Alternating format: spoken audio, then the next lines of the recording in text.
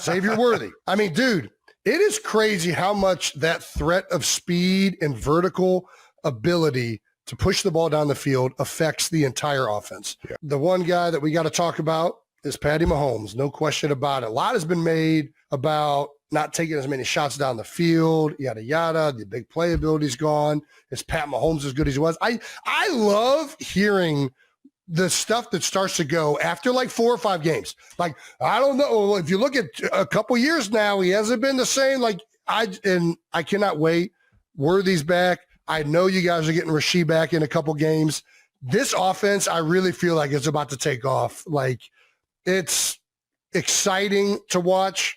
And I can't wait to see Mahomes be like back to what everybody should be rightfully clarifying him as. So Mahomes became both the youngest at 30 years, 11 days old, and the fastest at 116 regular season games to pass for 250 touchdowns in a career. The other thing that was fun, Worthy was a big part of it, but Pat still found a way to spread it around. Let's dig into some Chiefs-Ravens. Chiefs 37, Ravens 20. Trav, I guess, go ahead, brother. Talk your shit. Talk your shit, pimp. The Chiefs are back. We just defended Arrowhead, baby. Arrowhead was fucking rocking on a nice 3 p.m. afternoon on Sunday. Felt good, man. It felt good. Sure The energy on the sideline was fucking electric. Yes, it was. It just felt like everybody was into the game, watching every single play. When you got guys on special teams flying around, cracking heads, and you got guys on the sideline getting excited for those guys, and anybody making just a first down, it's just all of that shit is so infectious, man. And it's a big win for us. Obviously, Ravens banged up, man. They've had a few tough games here. Yeah. Within the first 4 weeks, and then on top of that, having to travel to KC on a short week. Not an easy task, man. Not an easy task on the short weeks, knowing that we got one coming up here. But hats off to, the Ravens. I respect so many guys over there and have so much love for the coaching staff and how they do things over there, man. But Coach Reed got us rolling this week, man. And that offensive line, we got the run game going with Isaiah. We got our young guy, Rashard Smith, obviously Kareem Hunt. He's getting every first down possible on third downs and making hay when he can in the pass game. And when Patty Mahomes is rolling like that, man, god damn, that shit's fun, man. It's going to be difficult. The Chiefs offense was ridiculous. Shout out to Andy Reid and Matt Nagy for getting this thing right. Yeah. Shout out to Xavier Worthy. It was a big day for the Chiefs, and it was a big day to have Taylor's second favorite player back, Xavier Worthy. I mean, dude, it is crazy how much that threat of speed and vertical ability to push the ball down the field affects the entire offense. Yeah. And I know it's more complicated than that, but I've played with quarterbacks or when you kind of lack that ability, it shrinks everything and what you're able to do. It really is an important part of the game. And it was evident right from the get-go of the game. The end around designed to him, the reverse assigned to Worthy was fantastic as well. But those catches down the field opened up so much. And the run game was going, like you said. You guys were – it was just such a more explosive, but also a well-functioning offense right from the get-go. So against one of the best teams in the NFL over the last, 7, 8 years, 10 years. I mean, actually, really since the Baltimore Ravens have been in Baltimore, like these guys have been one of the better teams in the NFL. They're that organization ran right. The organization is incredible. They're well coached, and they have great players. And I know they're banged up, but to have the game you guys did against the Baltimore Ravens, I thought was very impressive. I know they're coming off of a very tough game, very physical game against the Lions. Yeah, past 2 weeks. Buffalo before that, yeah. Yeah, outstanding offensive performance. The defense is the defense. They've been killing it. But the offensive performance really took it to another level. Worthy went for 5 receptions. And Taylor's got good taste in football players. 5 receptions, 83 yards, 2 carries for 38 yards. It was just so apparent how much more electric the offense was having him back. And other players have stepped up too. I think Xavier deserves so much credit. Tyquan Thornton is like a legitimate player for you guys. Like that guy has really come on.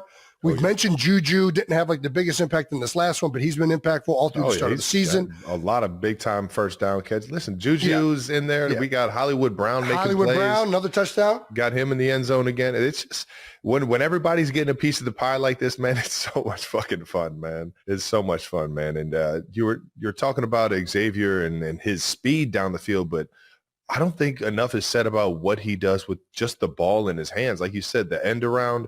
We can throw a little bubble screen out to him, just throw a hitch to him, or get him on like a play action pass in the flat.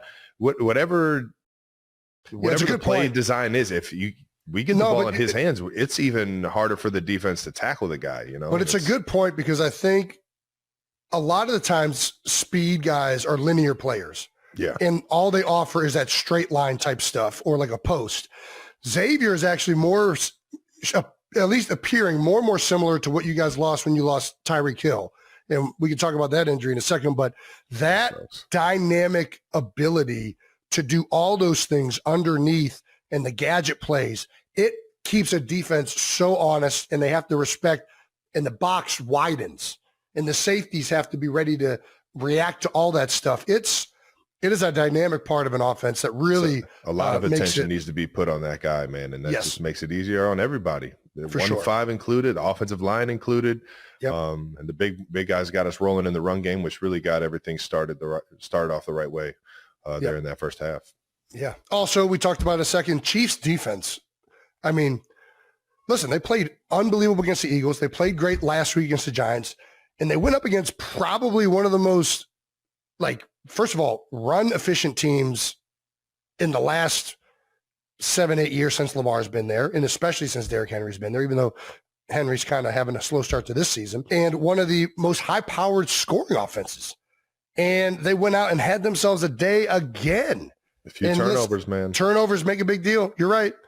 But, yeah, I just think it's, again, Spags and the Chiefs defense has really come on. They're playing potentially better than they've ever played over these last couple of weeks. It's really been impressive. Chris Jones arrived in Arrowhead a half hour before kickoff in a more somber note, but shout out for him to being able to come and play football, man. It could not have been easy for him. You saw him after the game address it, tearing up. For those of you that don't know, a half hour before the game, Chris Jones had to come because he was attending a funeral back in Mississippi where I believe his aunt passed away. One of our absolute brothers and one of our favorite people, a friend of the show. But most of all, I've known Chris for, I got to say, close to 10 years now. I think he's in his 10th year or so. And I just love the dude, who he is, what he stands for, what he's meant to this community, what he's meant to this team, the leadership. I mean, can't say enough about him and what he's done with his career and how he still is hungry to go get after it even more. And for him to have that funeral that day, we would have found a way to hold it down without him, and would have played for him if he wasn't there. But it just shows, what this game is, and he said it best. It's an escape, man. It's an escape from reality, and those Sundays, man. Sometimes it's just it's something that you need to get your mind off of the reality of things, man. We love Chris, and our hearts are with his family and everybody back in Mississippi, man. But superstar player, superstar human. Yeah, man. And, yeah, everybody handles grief differently. But, I think this is what you just said rings true with a lot of football players. Like, obviously, Chris played this week. There's the iconic moment where Brett Favre plays after his father passes. Yeah. Football ends up being a sanctuary for a lot of guys, and it's your family. It really is like a family outside of your actual family, and it's a place where you get to go and you just get to do something you've loved your whole life and forget about some of the stuff that is really weighing on you hard, or you get to play and you feel like you honor that person in some way. So, shout out to Chris. I know it couldn't have been easy, but still probably not easy for him. But yeah, we love him for making the effort, man, and going out and fucking balling. Knowing blew up Derrick Henry hard on this third and short. Check out that freaking. He just tossed. I think he tossed the right guard. Well, he probably got a little bit of foot traffic for Lele, but still, you know how big Filele is? Bro, this is what I'm saying, man. He is fucking enormous. Like one of the biggest human beings I've ever seen in my life. I mean, he's got to be close to 400 pounds. Dude, it's always funny. Me and Chris have some of the same, like at least workout schedules. Like whenever I'm lifting weights, he's in there too. And I'm just like, man, I can't feel good about myself one fucking time in that goddamn weight room, man. Chris? Dude, no, yeah, Chris is in there, and I see what he's lifting versus what I'm lifting, and like what he's doing versus what I'm just sitting there like, man, I'm just trying to fucking feel good about the fucking weight that I'm putting up and fucking getting after it, and it's like when he's lifting twice as much, and Chris and is getting after it like that in the weight room. Dude, what? What's he lifting? Look at you, you're all fired up, man. I want to know. I want to get in there with Chris, dude. I tried to squat 500 pounds the other day. I went out and ran because I wanted to see if I could still run fast. And then I went in and made the mistake of trying to squat a bunch of weight after I did that. Try to put 500 pounds on the bar like I used to be able to. Yeah, I remember you telling me. I got folded like a fucking bitch. I was so upset. I just like, did you? You said you were getting back in it. Oh, I'm gonna go prove to myself I can do it this week because I can't live with myself not thinking I can do that anymore. Leo Chanel, first interception of the season was sick. Yes, it was. I don't know how the fuck he made this play. Dude, this dude Leo is a baller, man. John Cena. Dude. Dun, dun, dun, dun. Are his hands soft like that? I mean, to be able to reach back in one hand this thing. He's just an all-around athlete, man. The guy's just powerful, can run. Just a ball player, man. And you can't even like fault Lamar on. I mean, I guess Lamar could have put it a little bit further out in front, but like, dude, there is no way I'm throwing the ball to Mark Andrews and thinking Leo Chanel is going to come away with a one-handed interception like this. Like, I would never expect this to happen. And Leo, baller. Look at that play, dog. It's one of those, when you're on the bench and you see it happen, you just jump off the bench and fucking get so hyped, man. That stadium was rocking. Did he used to play DB? Man. Like when I'm going to say no. I'm going to say he at some point he might have played every position in football. I don't know. He's got that savviness to where you could probably put him anywhere you need, but I don't think people realize how hard it is to guard somebody in man-to-man coverage, be locked onto him, turn around and have the ball skills to make that play. Like that was absurd. Hell of a play. Crazy fucking play, especially early on.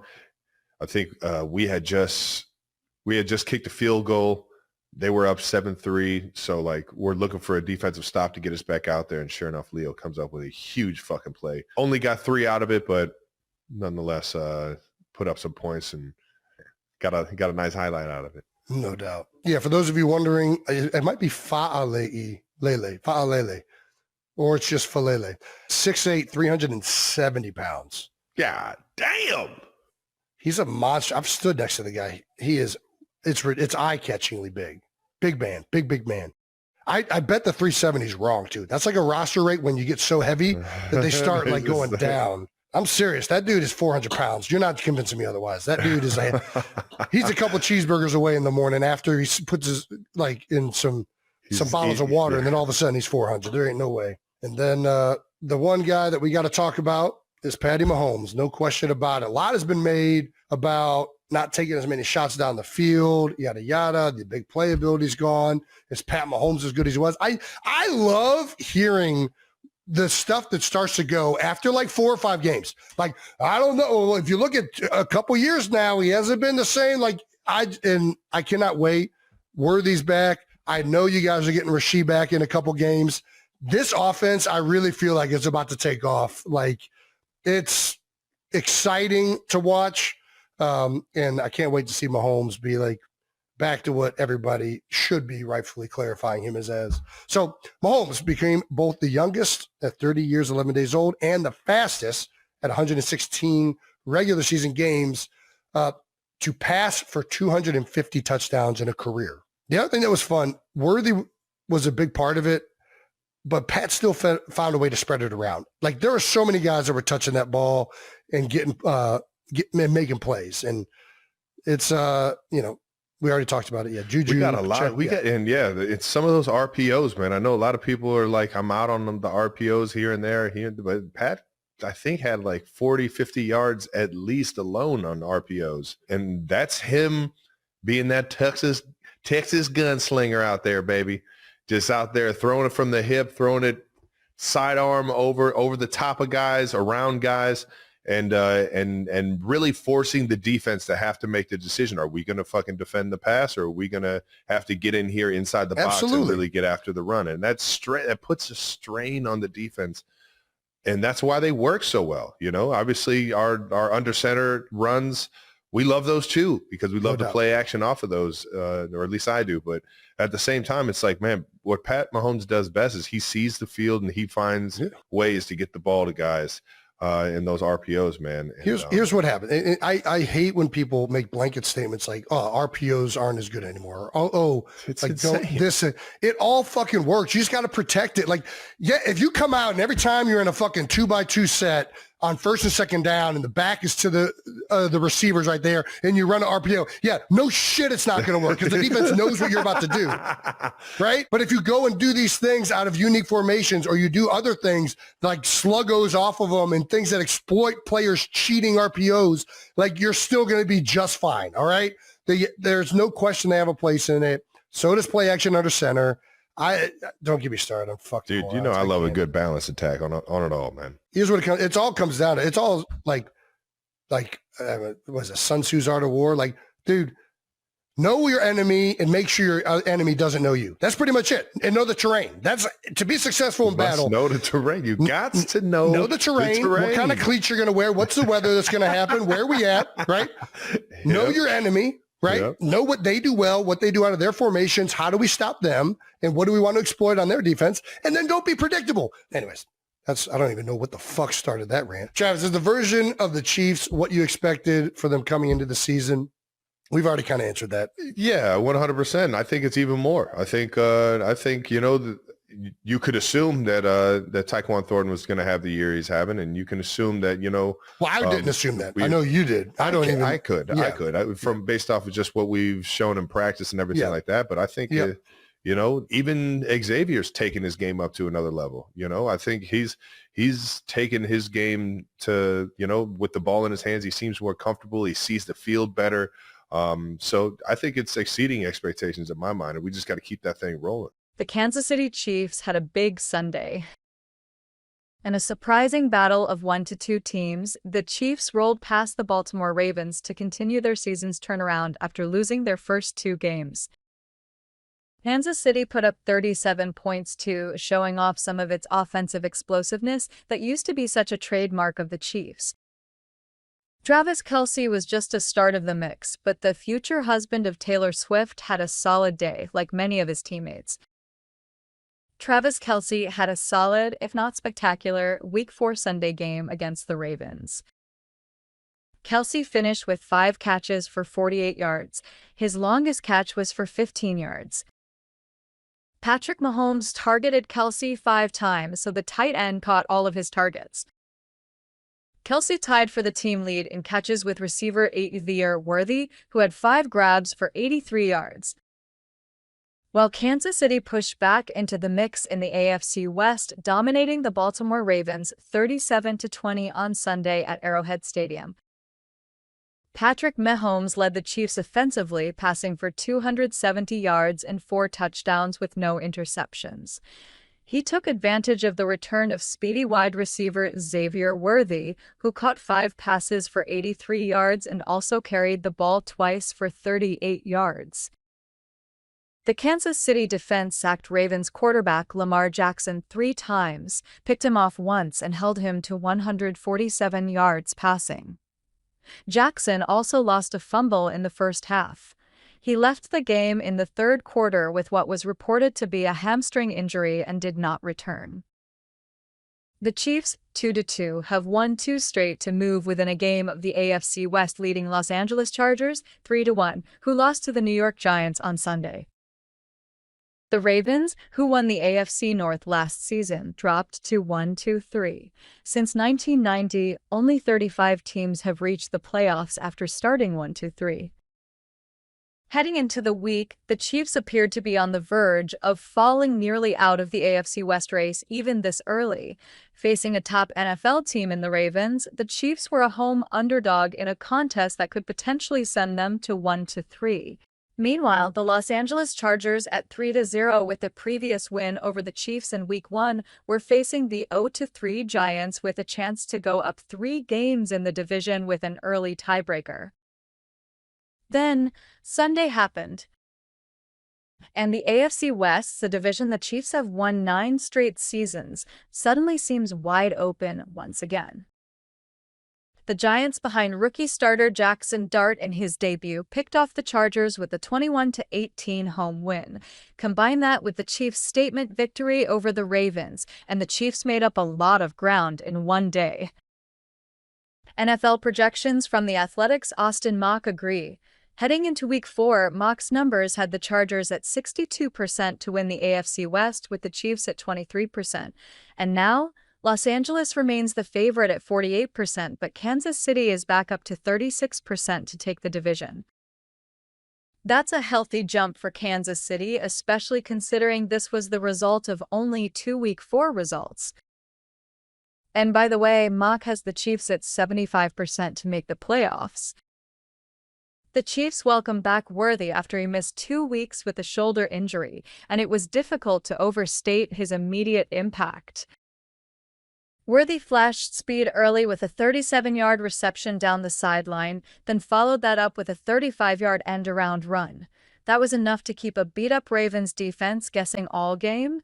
Worthy finished with 5 catches for 83 yards, but perhaps more importantly, he allowed others around him to slot better into complementary roles, as Juju Smith-Schuster, Travis Kelce, and Hollywood Brown each chipped in at least 35 yards receiving.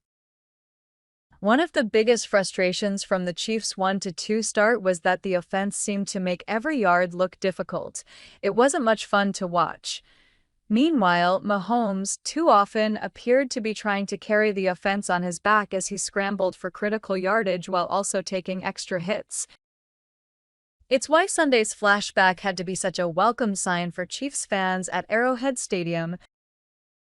Mahomes seemed comfortable while in the pocket with his revamped offensive line this year, and more often than not, his passes came out in rhythm and on target as the Chiefs maintained efficiency throughout. Kansas City scored on 7 of its first 8 possessions, and the team also didn't punt until the 3:33 mark of the fourth quarter during garbage time.